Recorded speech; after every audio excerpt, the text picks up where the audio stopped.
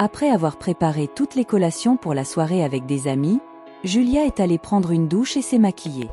Elle aurait besoin de beaucoup de maquillage pour dissimuler combien elle avait pleuré ce jour-là. La dispute avec son mari, Marcos, avait commencé très tôt et elle n'allait pas bien. Comme toujours, il rentrait du travail le soir comme si de rien n'était le matin, et elle préférait ne pas entamer une autre conversation, de peur que Marcos ne devienne nerveux et qu'une nouvelle dispute ne commence. Julia espérait que recevoir des amis rendrait la soirée un peu plus agréable. Julia et Marcos étaient mariés depuis 5 ans. Ils possédaient une chaîne de magasins de matériaux de construction et elle était architecte de formation, mais n'a jamais exercé ce métier. Lorsqu'ils se sont mariés, Marcos a convaincu Julia qu'elle n'avait pas besoin de travailler, car il pouvait tout subvenir. En fait, il disposait de très bonnes conditions financières et n'a jamais cessé d'être un excellent pourvoyeur. Julia a toujours eu le meilleur matériellement, mais dans le mariage, tout n'était pas des fleurs.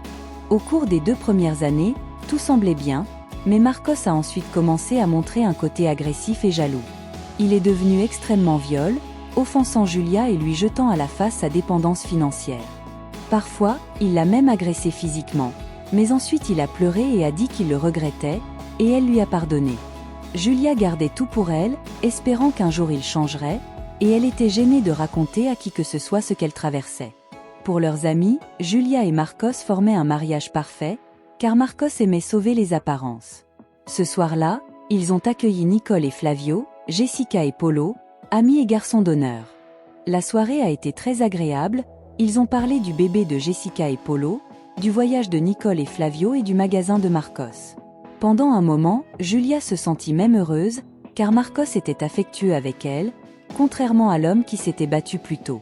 Après quelques heures de conversation et de boisson, Jessica alla chercher une autre collation sur la table et entendit soudain quelque chose qui déclencha le désastre de la nuit. « Julia, qu'est-ce que tu fais ?» demanda Marcos. « Rien, mon amour.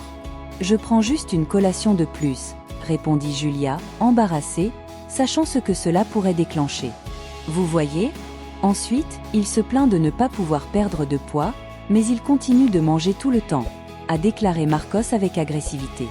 Julia était extrêmement embarrassée, mais ses amis ont décidé d'intervenir. « Et, Marcos, laisse-la manger. Nous sommes ici pour nous amuser, » a déclaré Nicole. « Arrêtez d'être névrosée, ce n'est qu'une collation, » a ajouté Flavio.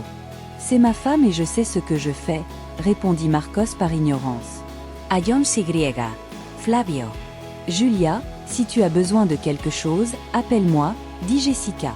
Julia était extrêmement embarrassée par tout ce qui s'était passé.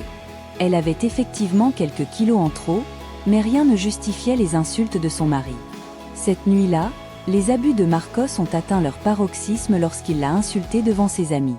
Julia s'est couchée en pleurant. Elle savait ce qu'elle devait faire, mais elle manquait de courage. Pendant que Marcos dormait, elle finissait de préparer ses bagages, qui étaient à moitié faits depuis des semaines.